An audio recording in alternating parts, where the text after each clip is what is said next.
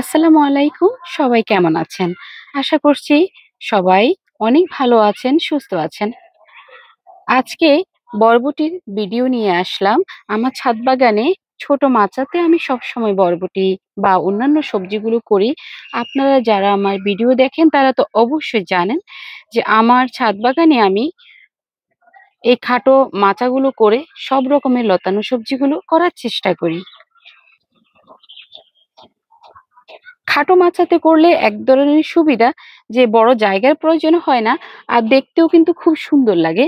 দূর থেকে যদি দেখাই তাহলে দেখুন কি সুন্দর লাগছে। যেমন ফলন হয়েছে মাশাআল্লাহ অনেক বেশি, তেমনি আবার গাছটার শেপও কিন্তু অনেক সুন্দর লাগছে।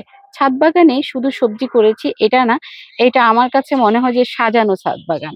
এরকম মাচা থাকলে বাগানটা খুব সাজানো গুছানো লাগে, সেজন্য আমি এই মাচাটাকেই সবসময় করে থাকি। অনেক বরবটি হয়েছে এবারে। আপনারা দেখুন যে কি পরিমাণে বরবটি হয়ে আছে। আর সাইজ কিন্তু আমি দূর থেকে দেখাই, একটা টেনে একটুখানি দেখাই যে একটু আন্দাজ করলে বুঝতে পারবেন যে কি পরিমাণে লম্বা হয়েছে। ২ ফিটেরও বেশি লম্বা হয়েছে একেকটা বরবটি। সবসময়ই আমার ছাদ বাগানে এটা আমি করে থাকি। এই জাতটা আমি হারাতে চাই না।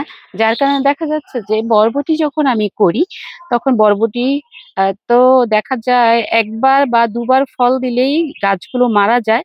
তখন আমি কিছু বীজ শুকিয়ে আবার গাছের গোড়ায় দিয়ে দিই। সেখান থেকে আবার নতুন করে গাছ হতে থাকে। আমার এই ড্রামগুলোর মধ্যে সারা বছরই কিন্তু বরবটি থাকে।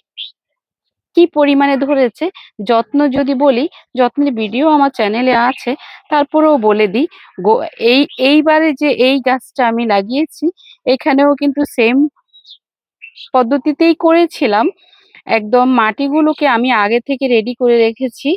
তারপর এইবার যে করেছি সেটার কথাই বলি, আগেরগুলোর ভিডিও আছে, আমি ডেসক্রিপশন বক্সে দিয়ে দিব। আর এইবার যেটা করেছি আগের পুরনো মাটি ছিল, সেই পুরনো মাটিতে আমি বেশ কিছু গোবর সার, ভার্মি কম্পোস্ট, ফাঙ্গিসাইড এগুলো মিলিয়ে মাটিগুলোকে আবার একদম উলটপালট করে দিয়ে কিছুদিন রেখে দিয়েছিলাম। এর পরবর্তীতে আমি গাছ লাগানোর উপযোগী মনে যখন হয়েছে তখন আমি গাছ লাগিয়ে দিয়েছি। সরাসরি বীজ লাগিয়ে দিয়েছি।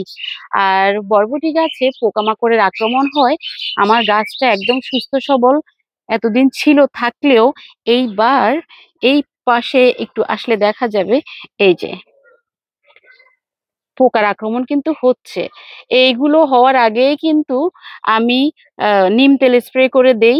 ভালো করে গাছ ধুয়ে দিলে এগুলো চলে যাবে। এইটুকুতেই আছে, কিন্তু পুরো গাছ কিন্তু ভালো। একদম পুরোটা গাছে ভালো আছে। এখানে মাত্র আক্রমণ হচ্ছে। এগুলোকে আমি হাত দিয়ে ডলে নষ্ট করে দিব, এবং কি একটু পরে আমি কিন্তু নিম তেল পানিতে মিশিয়ে ভালো করে স্প্রে করে দিব, যাতে আমার পুরো গাছটা নষ্ট না হয়ে যায়। কারণ ছোট বড় অনেক বরবটি আছে, সেগুলো সুস্থ সবলভাবে বড় হয়ে খাওয়া পর্যন্ত গাছটাকে যত্ন করতে হবে। আমার বরবটিগুলো দেখতে কেমন হয়েছে এবং কি মাচাটায় বরবটি দেখতে কেমন লাগছে সেটা অবশ্যই লিখে জানাবেন। সবাই অনেক ভালো থাকুন, সুস্থ থাকুন। আল্লাহ হাফেজ।